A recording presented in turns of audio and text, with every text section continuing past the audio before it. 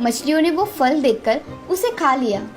मछलियों ने फल खाते ही वो तीनों मछलियाँ तीन सुंदर से राजकुमार में परिवर्तित। तीन मछली राजकुमार। रामगढ़ एक बहुत ही सुख समृद्धि से भरा हुआ राज्य। उस राज्य में आने वाले हर व्यक्ति को उस राज्य का महल बहुत पसंद आता था। उस राज्य के राजा का नाम था भीमसेन। भीमसेन राजा को कोई संतान ना होने के कारण वो हमेशा अपनी प्रजा को अपनी संतान की तरह ही संभालता था।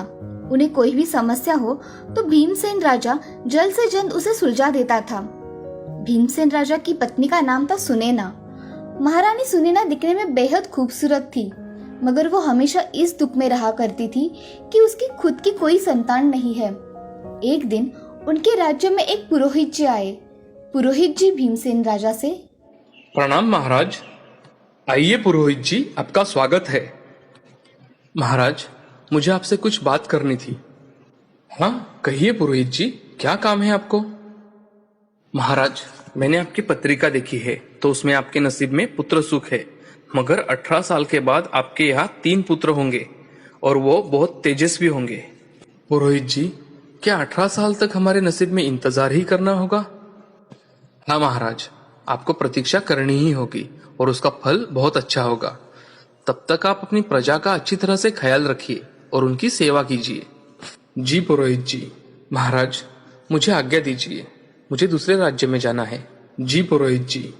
ऐसा कहकर पुरोहित जी वहां से निकल जाते हैं। अब महाराज भीमसेन अपनी प्रजा का अच्छी तरह से ख्याल रखा करते थे। एक दिन राज्य में बहुत बड़ा तूफान आया। तूफान में बहुत सा नुकसान हुआ। उस नुकसान में राज्य के छोटे घर और पेड़ गिर गए। राज्य की कठिन परिस्थिति देखने के लिए महाराज और महारानी रथ में बैठकर अपने नगर में चले जाते हैं। राज्य में जाते ही राज्य का नुकसान हुआ देख महाराज और महारानी व्यथित होते हैं। महारानी महाराज से कहती है, महाराज, हमारी प्रजा का बहुत नुकसान हुआ है, हमें उनकी मदद करनी चाहिए। हाँ महारानी, हम प्रजा की मदद करेंगे और उन्हें जो चाहे वो देंगे, आप चिंता मत करिए। ये अच्छा विचार है महाराज आपका। ऐसा कहकर महाराज और महारानी एक भव्य तालाब के पास आ जाते हैं। उस तालाब के पास आकर महाराज ने देखा कि बहुत सारी मछलियां मरी पड़ी हैं।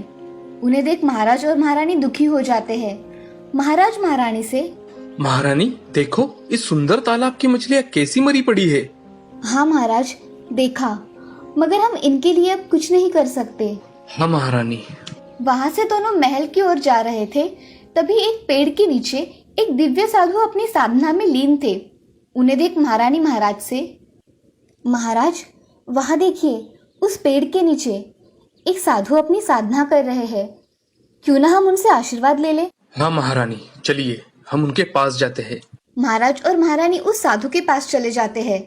महाराज साधु से हाथ जोड़कर, प्रणाम साधु महाराज, हमने आपकी तपस्या में कोई व्यत्यय तो नहीं लाया? नहीं राजन, कहिए, क्या कहना चाहते थे आप? हे ऋषिवर, मुझे आपसे ये पूछना था, हमारे राज्य में ऐसी विकट स्थिति कैसे उत्पन्न हुई? अब हमें क्या करना होगा जिससे हमारा राज्य पूर्ववत हो जाए? राजन, ये सब निसर्ग निर्मित है, ये सब उसी की मर्जी से होता है। इस कठिन समय में आपको प्रजा की सेवा करनी होगी, प्रजा को सुखी रखना और अपने प्रजा के हित में निर्णय लेने होंगे। हे ऋषिवर, आप जैसा कहेंगे मैं वैसा ही आचरण करूंगा। महारानी साधु महाराज के पैर छूती है और उनसे आशीर्वाद लेती है। तभी साधु महाराज अपनी आंखें बंद कर लेते हैं और उनके हाथ में एक पानी से भरा हुआ घड़ा आ जाता है। उस घड़े में 3 मछलियां होती है। उन मछलियों को देख साधु महाराज महारानी से, महारानी, ये तुम्हारे लिए, इनका हमेशा संतान की तरह पालन करना। वक्त आने पर तुम्हारी इतनी वर्षों की मेहनत का फल तुम्हें मिल जाएगा। साधु महाराज वो पानी से भरा घड़ा महारानी के हाथों में देते हैं और अपने ध्यान में मग्न हो जाते हैं। उन्हें ध्यान में मग्न देख महाराज और महारानी वो घड़ा लेकर अपने महल में चले आते हैं। महल में महारानी अपने कक्ष में वो मछलियां रखवा देती है।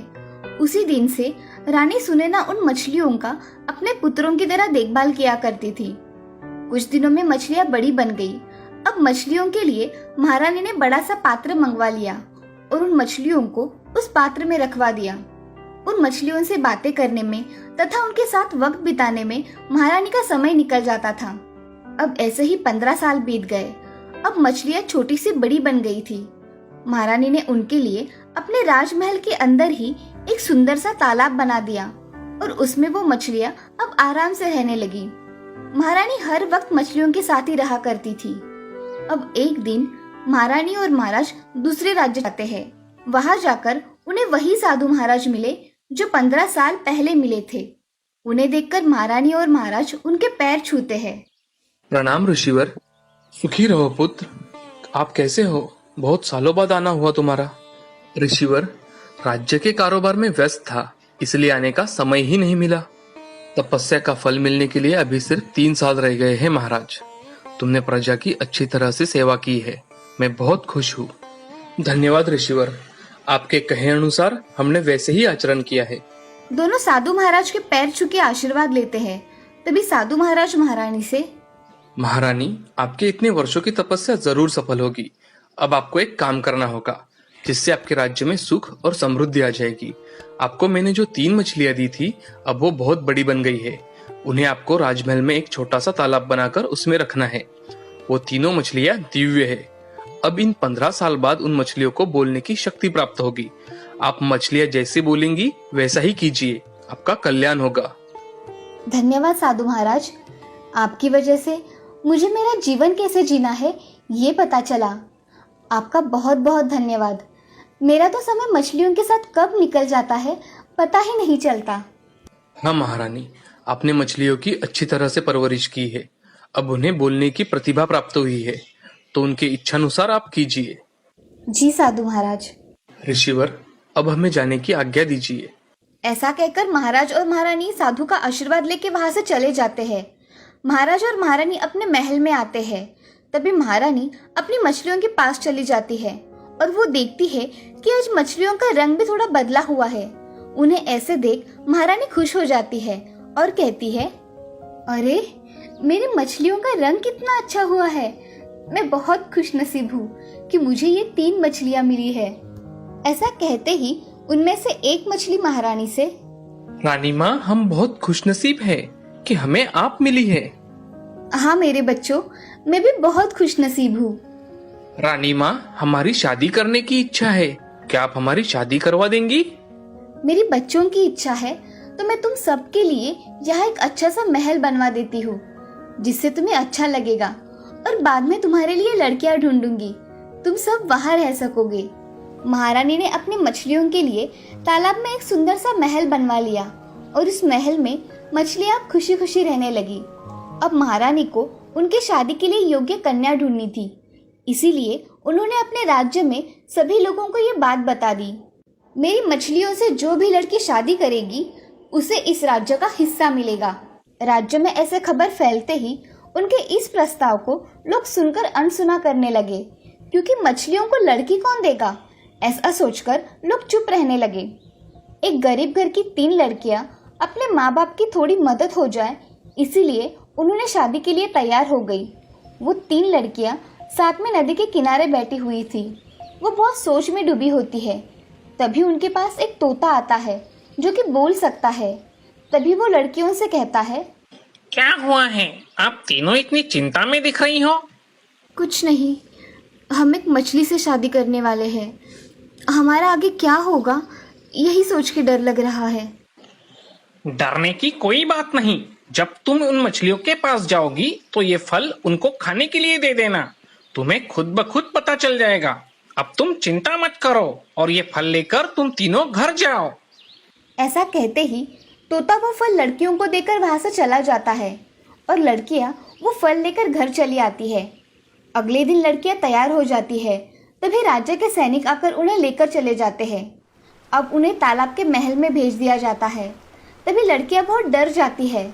महाराज और महारानी भी देखने के लिए उत्सुक थे कि आगे क्या होने वाला है, क्योंकि उनके 18 साल अब पूरे हो चुके थे। थोड़ी ही देर में रात हो जाती है। रात होते ही मछलियां पानी के ऊपर आई और वो महल में चली गई। महल में जाते ही उन्हें 3 लड़कियां दिखाई दी। उन्हें देख के मछलियां खुश हो गई। मछलियां पानी में उन 3 लड़कियों के पास चली जाती है। लड़कियां थोड़ी डर जाती है, मगर वो एक जगह खड़ी रह जाती है। लड़कियां एक जगह आधे पानी में खड़ी रहकर मछलियों को देखती है। तभी मछलियां उन लड़कियों से, तुम हमारे लिए क्या लेकर आई हो? उनकी आवाज सुन लड़कियां बहुत डर गई और उन्होंने अपने साथ लाए हुए फल उनके सामने रख दिए। मछलियों ने वो फल देखकर उसे खा लिया। मछलियों ने फल खाते ही वो तीनों मछलियाँ 3 सुंदर से राजकुमार में परिवर्तित हो गई। ये सब देख लड़कियां बहुत खुश हो गई। अब 3 राजकुमार वो 3 लड़कियों को लेकर राजमहल में चले जाते हैं। तभी महाराज और महारानी उन्हें देख आश्चर्यचकित हो जाते हैं। उन लड़कियों के साथ 3 राजकुमार आ रहे थे। हमारे महल में ये राजकुमार कहाँ से आ? रानी माँ, हम मछली राजकुमार है जिसका आपने इतने सालों से अच्छी तरह से परवरिश की। अब हम एक राजकुमार बन गए हैं। ये सब सुन महारानी की आंखों में आंसू आ जाते हैं। वो अपने राजकुमारों को गले लगा लेती है। महाराज को भी बहुत खुशी हो गई थी कि उनके राज्य को राजकुमार मिल गए थे। अब महाराज और महारानी तीनों राजकुमारों का विवाह उन 3 लड़कियों के साथ करवा देते हैं। अब सब खुशी खुशी रहा करते हैं। उनकी प्रजा ये नजारा देख बहुत खुश हो जाती है। इस कहानी से हमें ये सीख मिलती है कि जिंदगी में हमेशा सब्र से काम लेना चाहिए। सब्र का फल मीठा होता है। हमेशा धैर्य के साथ हर काम पूरा करना चाहिए।